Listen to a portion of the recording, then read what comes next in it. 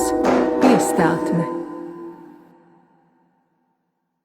Esiet sveicināti sarunu ciklu Piestātne jaunajā epizodē. Un šodien mēs esam tādā pavisam īpašā vietā, Ziemassvētku Piestātnē. Vieta, kas ieguvusi nosaukumu 2025. gada decembrī Ziemassvētku Piestātne. Bet ikdienā šīs telpas apsaimnieko, gribētu tā teikt, Inese Rudze, kas ir mērsradzniece, bet varētu teikt ienācēja Mēršagā. Un mēs ļoti vēlamies uzzināt mazliet vairāk kaut ko par Inesi, jo redzam viņu ikdienā tiešām aktīvi darbojoties. Bet kas tad ir Inese un kāds ir viņas ceļš uz Mēršagu, kā tas ceļš ir veidojies, to mēs arī mēģināsim uzzināt šīs sarunas laikā. Esi sveika, Inese. Labvakar. Tad tas pirmais jautājums arī būs tāds, kāds tad ir tas savs ceļš uz Mēršagu? Kāds tas ir bijis un cik sen tu esi Mēršagā un kāpēc tieši Mēršags? Deklarēju, ka esmu Mēršagā 5 gadus. Pirms tam, 2000. gadā, tad, kad es iepazinos ar savu vīru, tad mūsu pirmajā randiņā viņš teica, mēs brauksim uz vienu fantastisku vietu, kur ir man fantastiski draugi. Un mēs atbraucām uz Mēršagu pie Rudbahu ģimenes. Udo bija draugs Aigars un Nina, un Maigas tam bija dzīve tajā laikā. Tā es atbraucu. Tā mēs te esam gandrīz palikuši.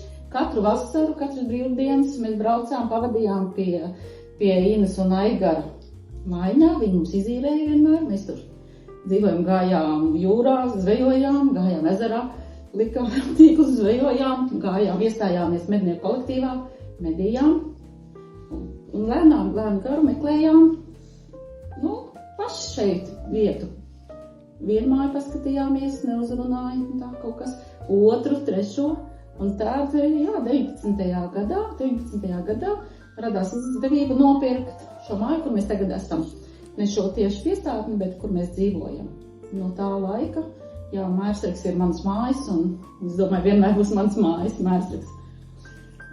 Ir vērojums, ka tu tiešām esi ļoti aktīvi arī darbojies deju kopā, atbalsti dažādus pasākumus Mēršagā.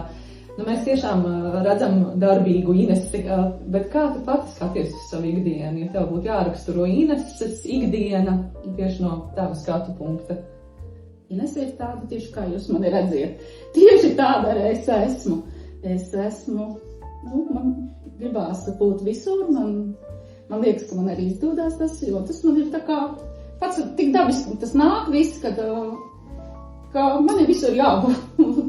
Ir tas iekšējais dzinuls. Ir iekšējais dzinuls, un man citreiz saka, ka bērni, mamma varbūt paskaties pasē, bet es tomēr neskatīšos pasē. Mēs gribētu tiešām, lai tas dzinuls ir, un jo tiešām priecājamies par to, ka ir tāda aktīva cilvēka Mēršagā, kas nes arī lielu pienesumu tiešām arī ar šiem pasākumiem.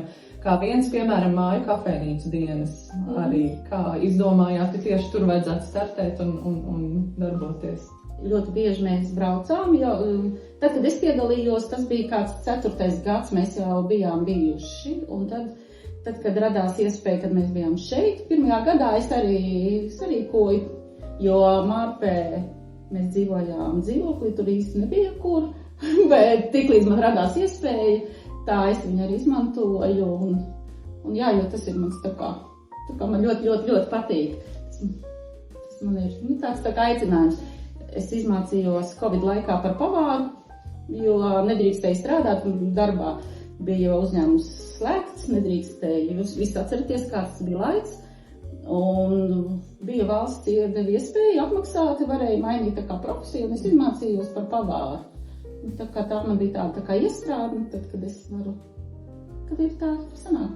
Tad laikam likums sakarīgi, ka vasaras beigās mēs arī piedzīvojām tajā jaunajā tirgus laukumā jūsu aktivitāti, kur jaunieši tirgojās, un jebkuram bija iespēja aiziet, pabaudīt arī kādu maltīti svaigā gaisā.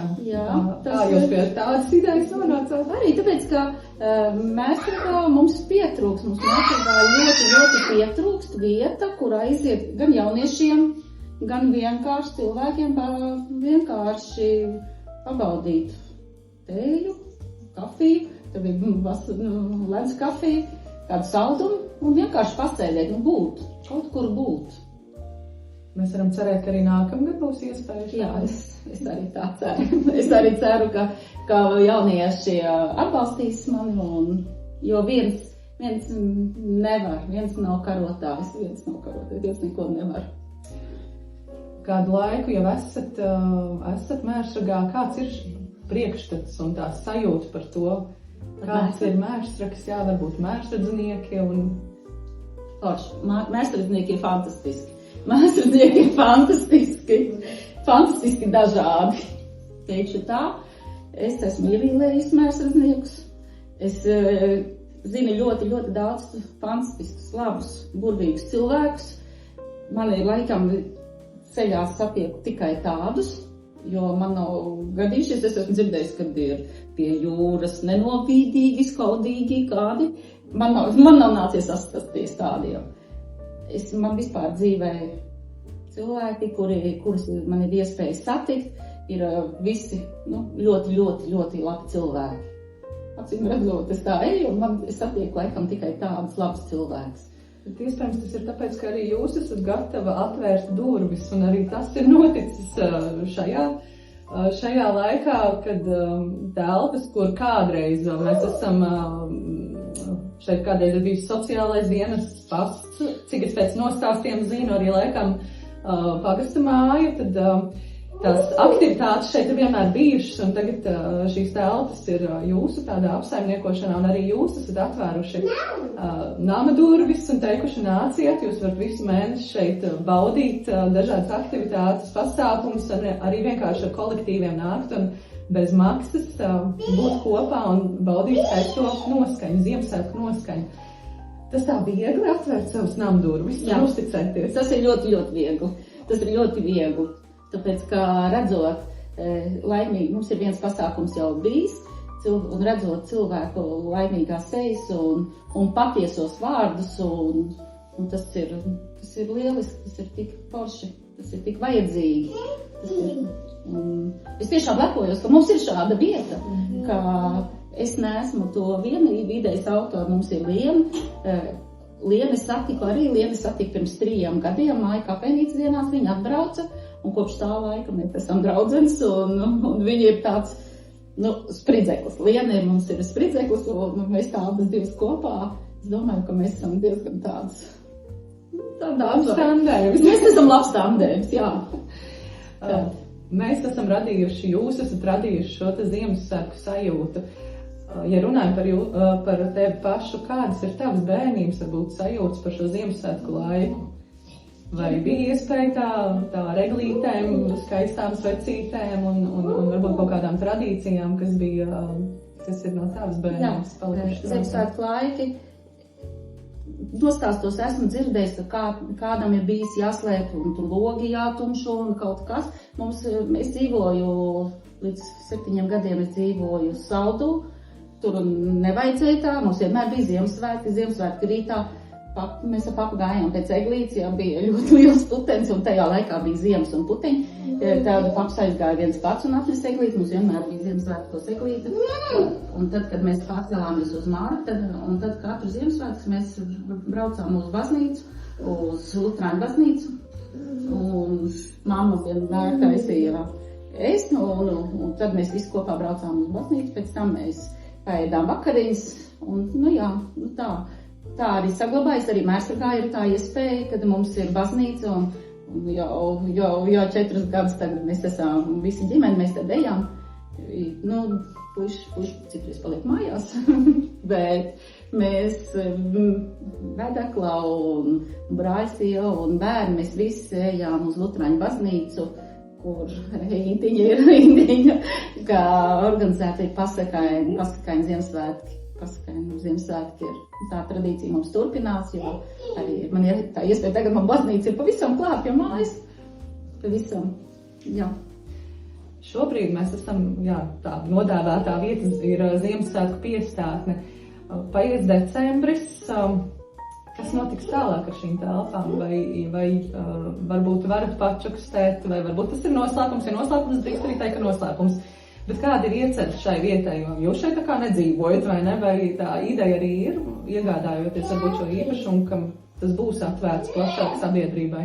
Jā, tādu mērķi es iegādājos. Ar tādu mērķi es iegādājos, lai šeit arī saglabātu. Es necerēju, ka būs jau tik ātri, tas viss tā sanāks. No sākuma es biju domājusi jauniešu centru, tā kā, jo Mērsargā mums nav tādas īsti vietiņas, kur jauniešiem, un tagad jau ļoti līdzīgi, un tagad es domāju, ka tas tā arī varētu virzīties lēnām tālāk. Es esmu atvērta, kad, ja kādam ir idejām, jo viens jau nevar izdomāt visu, ko vajadzētu. Es esmu atvērta, un jā, tādi plāni, tādi īpaši komerciāli, tā kā tieši man nav bijuši par šo tā, man vairāk es tā kā atvērta, kā, tieši tā kā ir mums tagad, kas sanāks, tieši tā kā ir sanācis. Tā es arī esmu domājusi. Jā. Reizēm jau sanāk tā skaļi pateikt, un tas piepildās, jo tad, kad mēs pirms 5 gadiem veidojām pirmo sarunu ar Ingu Hartiku, viņa skaļi pateica, ka viņai ļoti daudz apkopots informācijas, ko viņa vēlētos izdot grāmatā, un šogad ir tapušas 2 grāmatas, tā kā es ticu, ka arī taps šeit ļoti daudz skaistu notikumu, ne tikai Ziemassvētku piestātnes ietvaros, bet arī es ticu, ka vēl kaut kas ļoti svētīgs tieši Mēršļu iedzīvotājiem. Bet šodien mums ir ļoti īpaša situācija, jo pirmo reizi mums ir arī skatītāji. Un es gribētu dot iespēju arī jums uzdot varbūt kādu jautājumu Inesei.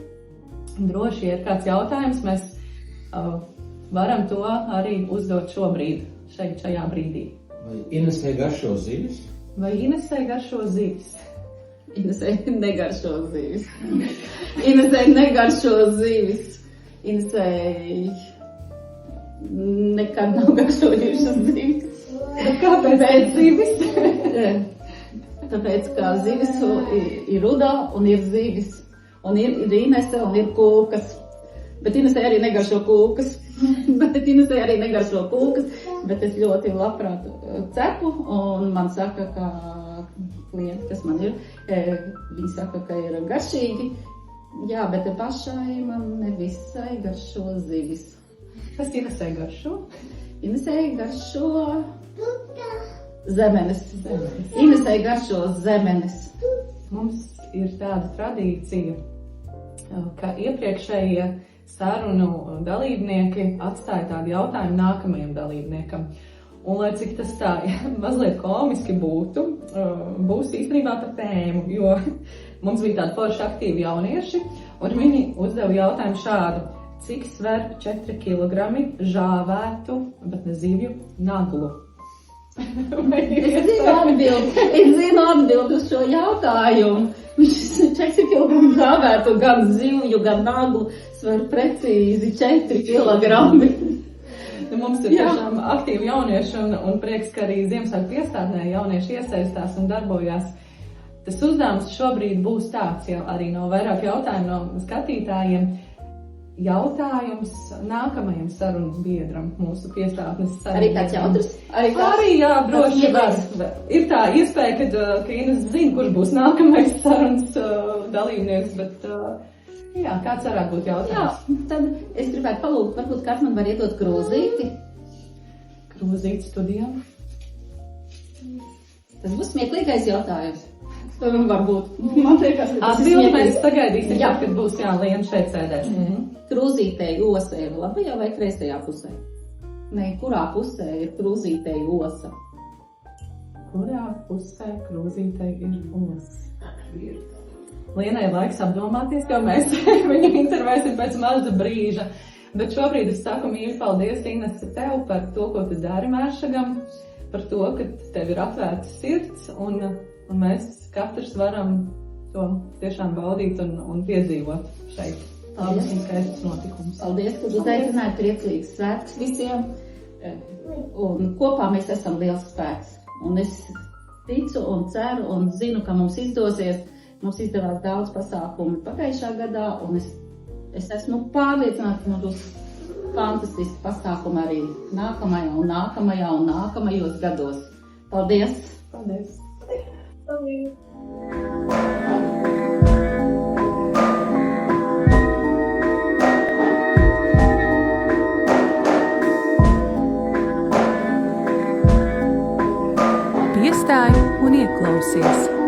sarunu cikls Piestātne.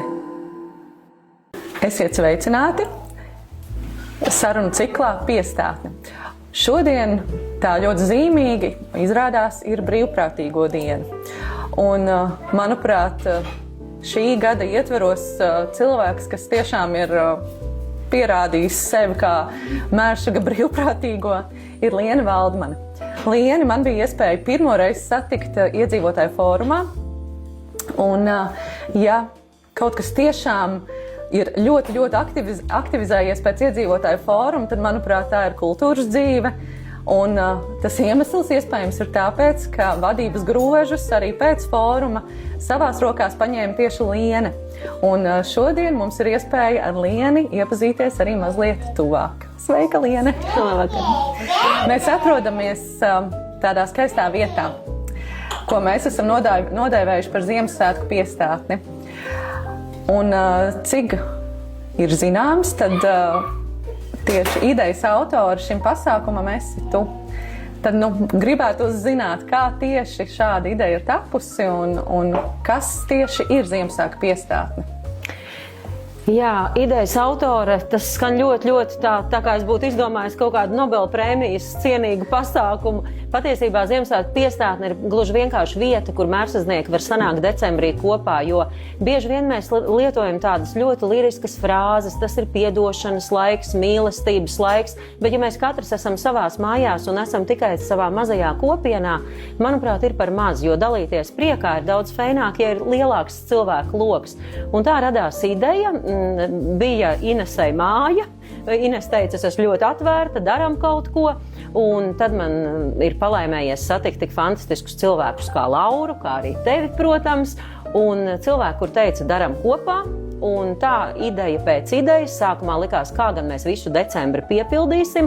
Jau pēc dažām dienām bija zvans no Lauras, kura teica, mums vairs nav brīvu datumu, tā kā vai mēs tiešām ejam arī janvārī, jo katru dienu, kā mērsaznieks atsaucās, pieteicās, sākot no bingo spēles, piparkūku cepšanas, katrs rāda to, ko var, radot svētkus viens otram patiesībā, un tieši tāda ir šīs vietas būtība. Ja mēs atskatāmies uz šo gadu, varētu teikt, Ziemassvētku ir tāds laiks, kad arī mēs jau mazliet ar vienu kāju domājam par nākamo gadu un atskatāmies uz to iepriekšējo. Šis tiešām ir bijis tāds ļoti aktīvs gads, un arī tavā vadībā, tavā, varētu teikt, uzņēmībā mēs piedzīvojam arī 4. māja svinības, kas bija mazliet plašāks nekā varbūt tas būtu bijis iespējams, ja nebūtu šī brīvprātīgā darba, tāpat arī Bākas svētki, kas tādā skaistā franču noskaņā, man liekas, ka man ar Franciju vienmēr saistīsies tagad Liene. Dažādas aktivitātes, es nenosaucu visas. Grāmatu dāvināšana, kas bija tiešām lieliska akcija. Kas ir tas no šiem nosauktiem, un ko es arī nenosaucu vēl pasākumiem, kas tev šķiet tāds sirdī vistuvākais? Tuvākie jau ir tie, kur ir ieguldīts vislielākais darbs, un viennozīmīgi, manuprāt, grāmatu akcija bija tieši tā, kurā bija gana daudz cilvēku veltījuši ļoti ilgu laiku, lai to izdarītu. Bija jāsastāda grāmatu saraksti, kas ir nepieciešami. Tad bija jāpārliecina, ka tas Mērsagā strādās, jo daudz teica, kurš nesīs vienkārši un dos grāmatas, tā kā vēl speciāli pērkot tās veikalā. Un bija ļoti daudz tādi mazi, bažīgi brīži, kuros šķita tiešām vai izdosies. Bet ik viens no šiem pasākumiem ir atšķirīgs. Ir ļoti grūti pateikt, kurš ir vairāk vai mazāk izdevies. Protams, ka stāvot jūras krastā Bākas svētkos arī bija fantastiska sajūta. Un tas pats 4. maijā, katram ir savs šarms. Grūti izcelt vienu. Kā Liena vispār ir nonākusi Mērsagā, jo tu jau arī neesi mums vietējā. Tu esi ienākusi. Jā. Man nav tāds stāsts, ka es te braucu un ļoti mīlēju šo vietu vai kaut kas notika. Es savā dzīvē visu daru ārprātīgi ātri. Man ir ļoti daudz darbi. Man nav laika ne domāt, ne izsvērt, ne analizēt. Es vienkārši daru. Un mums bija arī pēc pandēmijas sajūta, ka ir bišķiņ par mazu tas Rīgas dzīvoklis, ka kaut ko vajadzētu laukos un kaut ko vajadzētu ārpusē. Un tad vienā dienā, kad mans vīrs nebija mājās, es atradu sludinājumu Un tas tieši tā arī notika. Es atbraucu uz Mērsragu, cilvēks pārdeva māju Bānīšu ielā, un viņa nosacījums bija, ka tikai tad, jo rīt jau pirks cits, tikai tad, ja tūlīt var dabūt naudu. Un tad, cik es varēju, tik es Mērsragu bankomātā izņēmu, es kā tagad atceros to sajūtu, kaut tur būtu kaut kāda nauda iekšā, jo es biju dzirdējusi, ka dažādi ir ar šiem bankomātiem un cits alternatīvas šeit nav. Tad būtībā tas bija, es atbraucu nopirku. Tur nebija nekāda ilga meklēšana, skatīšanās, un es nemirkli neesmu to nožēlojusi. Bet tajā brīdī, kad tika nopirkta šī māja, vai nebija tāda sajūta, es te atbraukšu un atpūtīšos, bet ir sanācis tā, ka īstenībā viss brīvais laiks vai gadījumā netiek veltīts dažādām aktivitātēm un arī darbam? Šī sajūta, kuru tu raksturoji par atpūtu, es vispār nekad neatpūšos, man vispār nav raksturīgi atpūsties, es esmu ļoti stingri audzināta, man ir ļoti stingra ģimene bijusi, un mamma vienmēr ir uzskatījusi, ka atpūta ir slinkums, un es no bērnības tā esmu audzināta. Šī sajūta ir manam vīram, kurš katru reizi saka, bet vai atkal kaut kas mums ir jādara, bet viņš jau arī ir pieredzis, ka arī Rīgā mēs dzīvojam tieši tādu pašu dzīvi, tā kā man nav vēlmes atpūsties. Man liekas, ka līdz ko es sāku atpūsties, ka es vienkārši neizdaru kaut ko labu, ko es varētu izdarīt tajā laikā. Ko Liena dara ikdienā, kad nav Mērsragā? Strādā. Es varu izstāstīt, es pēc profesijas esmu skolotāja, es esmu beigusi un arī 7 gadus skolā nostrādājusi. Tad es sāku strādāt reklāmas sfērā kā tekstu autore, kā vēlāk kļuvu arī man bija arī savas aģentūras vairākas. Tad es sadalījos vienā brīdī, man zinātniskā interese bija medijpratība, man ir doktora grāds arī medijpratībā, tā kā vadu ļoti daudz lekcijas, strādāju Stradiņu universitātē, strādāju arī citās universitātēs. Otrs mans atzars kā latviešu literatūras skolotājai, es turpināju rakstīt grāmatas, ne tādas kā raksta vietējie mērsadznieki, es rakstu mācību grāmatas, veidoju mācību spēles, daru visu to, lai izglītība jauniešiem būtu daudz interesantāka, kā tā ir tagad. Tad es esmu ģenerāla sekretāra biedrībā Eiropas kustība Latvijā, tāpēc arī brīvprātīgais darbs man nav svešs. Es brīvprātīgi bieži vien braucu pa skolām, stāstu par Eiropas Savienību, stāstu par iespējām jauniešiem un visu pārējo. Un tad, protams, es turpinu taisīt pasākumus. Arī tā ir man viena no veidiem, kā es pelnu iztiku un visu nopelnīto ieguldu Mērsragā. Tas ir tas īsais stāsts tajā visā manā plašajā darbībā. Lienas ikdiena ir pelnīt naudu, lai ieguldītu Mērsragā. Šodien mēs par to tieši runājām un smējāmies, ka jā, mums ir proporcija. Citi varbūt ziedo baznīcē, mēs tā kā Mērsragam to daram, jā. Ir daudz darīts. Kādas ir tās pārdomas un tie secinājumi pēc katra pasākuma, jo īstenībā jau nevienmēr ir tā, ka nāk un pasaka paldies, bet ir arī situācijas, kad tad, kad tu piedāvā tēju, tev jautā, kāpēc nav kafija? Jā, 4. mājā mums tā bija. Es neteikšu tik pozitīvi, kā Ines teica, ka viss ir tik ļoti atvērti. Protams, ka vienmēr šķiet, ka varētu būt daudz lielāka šī atvērtība, jo katram ir tik vienkārši dažos brīžos padomāt un neizdarīt kaut ko aplami, bet izdarīt labi, un tad tas viss būtu pilnīgi savādāk. Mana sajūta par Mērsragu bieži ir tāda, ka tā man ir dzīves skola, jo mana profesionālā karjera ir, es vadu lekcijas, es atnāku vadīt konferences, vadu seminārus, vadu pasākumus. Man nav tieši personīgi kontakti ar cilvēkiem, ļoti maz. Es vienmēr esmu uz skatuves tā kā. Un ja es esmu kādā citā pusē, tad arī vadot kaut kādus darbus. Mērsragā ar cilvēkiem ir jārunā, jāvelta laiks, jāskaidro, kā tu to esi domājis, kāpēc tas tā ir jādara, iespējams jāpārliecina, jāiegūst šī uzticēšanās. Man nekad dzīvē tā nav bijis, jo Rīgā attiecības veidojas daudz paviršāk ar cilvēkiem. Un man bieži vien ir tā, ka es pasaku kaut ko nepadomājot, un tad man arī daži raksta vakarā un saka, kāpēc tu tik asi pateici vai kāpēc tā. Es jau tagad varu atvainoties kameras priekšā visiem, tas nav tā domāts, tas vienkārši ir profesionālā tāda pieredze būt citā lomā. Un šeit būt mērsradzniekam ir pilnīgi cita loma, kas man ir grūti pagaidām varbūt nākas, bet es mācos. Tu darbojies arī iedzīvotāju padomē. Kas mudināja varbūt arī šo pieteikumu rakstīt šai iespējai būt un arī īstenībā iesaistīties un palīdzēt risināt dažādas lietas un īstenībā būt šim starpniekam starp pašvaldību un iedzīvotājiem? Man liekas, ka pilnīgi visu ir izdarījis Cerava kungs manā dzīvē. Gan iedzīvotāju fórumā, mēs satikāmies kaut kādā pilnīgi citā seminārā, pilnīgi citā kontekstā. Un tad pēc pāris kaut kādiem 2 gadiem mēs sapratām, tad es vēl sapratu, ka es Gunteru meitu ļoti labi pazīstu, un tur viss aizgāja tādā. Un man liekas, ka tieši pateicoties tavai tādai iniciatīvai, es arī, kas tur uzrakstīja 2 rindkopus, lai nobalso par mani. Paldies tiem, kuri nobalsoja. Ja mums tagad ietu tik viegli ar balsu vākšanu Jēgerlejas sporta laukumiem, kā tikt iedzīvotāju padomē, tad būtu daudz vienkāršāk. Bet jā, tas dažādi. Kā radās šī ideja tieši par šo sporta laukumu? Un varbūt kādas bija vēl idejas, bet kā jūs nonācāt tieši pie šīs? Ideja bija fórumā, tā bija viena no idejām, un tajā brīdī, kad mēs sapratām, ka līdzdalības budžets ir 3021 eiro, par to nevar izdarīt patiesībā neko ļoti vērienīgu, tad mēs arī Facebookā prasījām šīs idejas iedzīvotājiem, un viena no idejām bija veidot šos sporta laukumus. Bija ideja arī par informācijas stendu, bija ideja par bērnu laukumu sakopšanu, bet tur bija problēmas tagad tas ir pašvaldības īpašums, un šī līdzdalības budžeta nevar iztērēt, kaut kādā veidā atjaunojot jau esošu pašvaldības īpašumu. Tā kā, pieslēdzās Deivids, pieslēdzās Ance, pieslēdzās Laura, taisījām reklāmas, taisījām tāmes, reiķinājām, cik cementa maisi ir vajadzīgi, lai iebetonētu. Un, protams, ka ideja, viedokļi par šo ideju ir dažādi. Vieni saka vajag, otri saka nevajag, bet tā būs sabiedrībā vienmēr. Tā kā tas mūs nesāpina. Pat, ja uzvarēs Dursupe, lai viņiem smaidu placis tiek. Neko darīt. Mēs izdarījām visu, ko mēs varējām.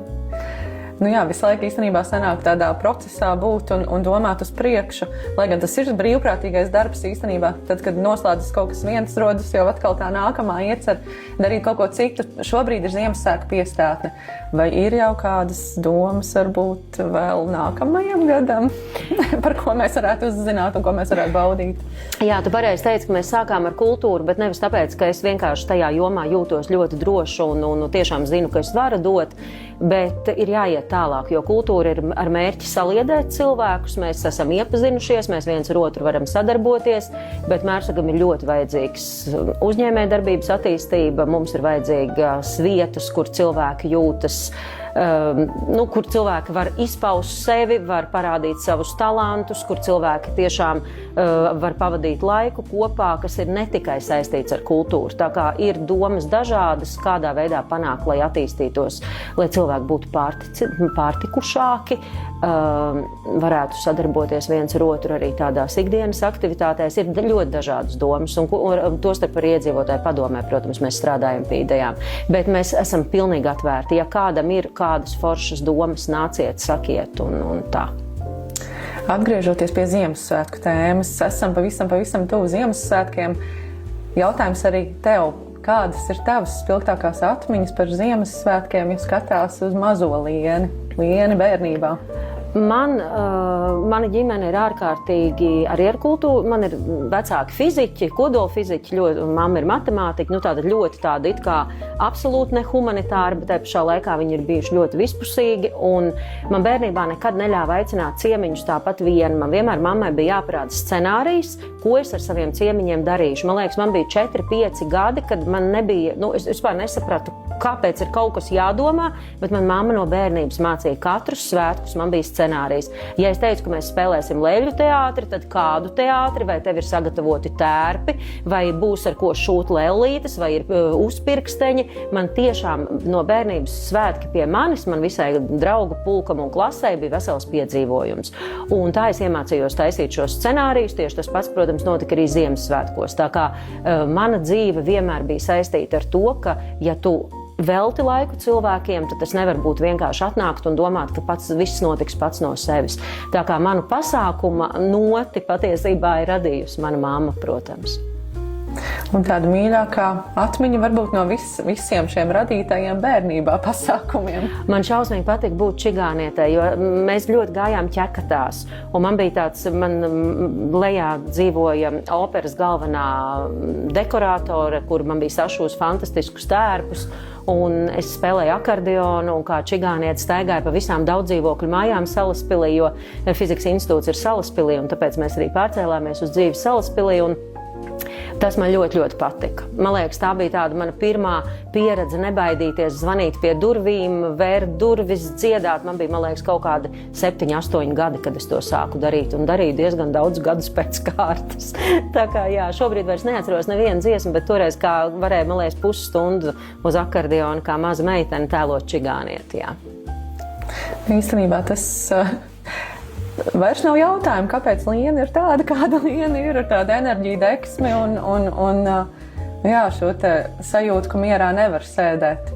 Jā, jo mana mamma man audzināja ar tautas dziesmām. Tas arī ļoti interesanti. Es minēju, ka man bija stingri vecāki, bet mana mamma nekad nebārās, jo, ja es kaut ko biju izdarījusi, mana mamma vienmēr rakstīja tautas dziesmu un iedeva tautas dziesmu, lai es izlasu. Reizēm citēju tautas dziesmu, un man tas liekas, es nevienā ģimenē to neesmu redzējis. Tas ir kaut kas unikāls tieši manā ģimenē.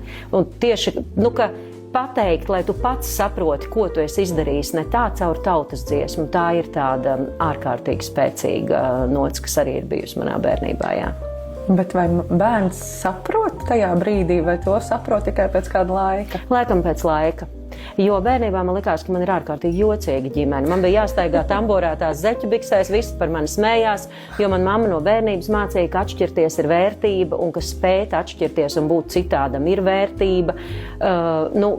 Jā, es reizēm stāstu saviem tagadējiem draugiem, es saku, kā tu neesi trakonamā nonākusi. Bet tas ir fantastiski, jo, manuprāt, vecāki jau redz, ka tu to spēj tā kā celt, un es tagad esmu ārkārtīgi pateicīga saviem vecākiem par to, kāda es esmu. Jā. Tu esi vienīgais bērns ģimenē? Protams. Jā. Ja tad varētu pajautāt vēl kā. Vai pārējie ir tikpat izdevušies? Nē. Jā, tagad man bija jautājums, kāpēc darīt, ja var nedarīt, bet te laikam šim jautājumam pat vairs nav vietas. Mums ir klātesoši arī skatītāji šajā reizē, un varbūt, ka arī skatītājiem ir kāds jautājums. Man ir jautājums, jā. Jautājums ir tāds, kas palika neizdarīts šī gadā, Liena? Mēs gribējām daudz vairāk izdarīt. Mums bija dažādas idejas arī par jauniešiem, kuri tepat sēž, par spēļu vakariem, par atvērtajām durvīm, zupas kopīgu vārīšanu pagalmos, ļoti daudz kas. Un es tiešām ceru, ka tas izdosies nākamgad, jo ideja bija tāda, arī fórumā tā radās, ka katrs mērsaznieks taču kaut ko proti, katrs mērsaznieks var uzvārīt zupu, parādīt, kā, es nezinu, galda spēles savā pagalmā uzspēlēt, šahu uzspēlēt, parādīt to, ka Mērsagā ir vērts doties vienam pie otra. Jo, manuprāt, ir ļoti skumji tieši vakaros Mērsagā, kad ir diezgan tumšs un nav cilvēku uz ielām. Un tad ir tā sajūta, vai tiešām mums visiem ir tik labi mājās, vai tiešām mēs labprāt neaizietu ciemos pie kāda. Bet nav tā tradīcija laikam aiziet, un vajag iemeslu, kāpēc uzspēlēt šahu ir iemesls. Tā kā cerams, ka to izdosies nākamgad īstenot arī. Mums kā tradīcija ir, ka iepriekšējais sarunas dalībnieks uzdod jautājumu un pieturoties pie labākajām pēdējo sēriju tradīcijām, jautājums ir ar mazliet humoru. Kurā pusē krūzītei ir ose? Ir divi varianti. A variants ir laikam pareizais, ja, ka ārpusē, bet varot teikt arī sānā, un vēl man vīrs pačukstēja dzirdot šo jautājumu, protams, ka skaistākajā pusē, jo es esmu ārkārtīgi tendēta uz skaistumu, un man ir vienalga, vai krūzīte ir tīra vai netīra, galvenais, lai skaista. Tā kā skaistajā pusē rosīta noteikti. Un ja Lienai rokā krūzīte, ko viņa vislabprātāk redz krūzītē? Vispār es vislabprātāk rokās redzu glāzi ar vīnu, protams, bet es dzeru tikai kafiju.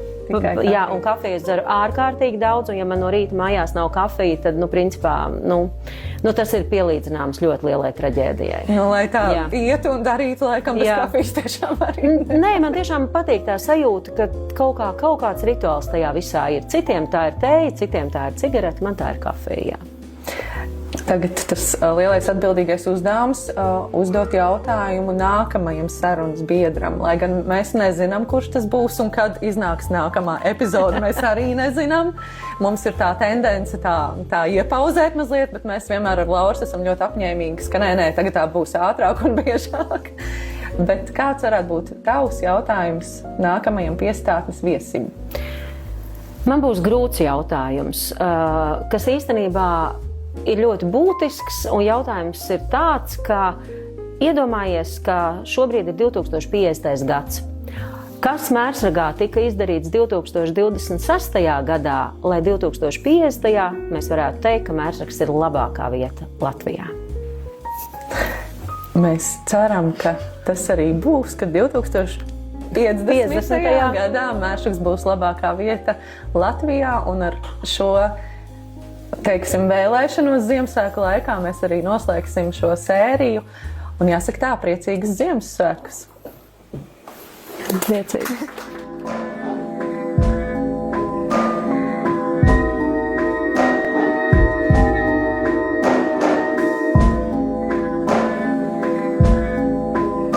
Piestāj un ieklausies. Sarunu cikls Piestātne.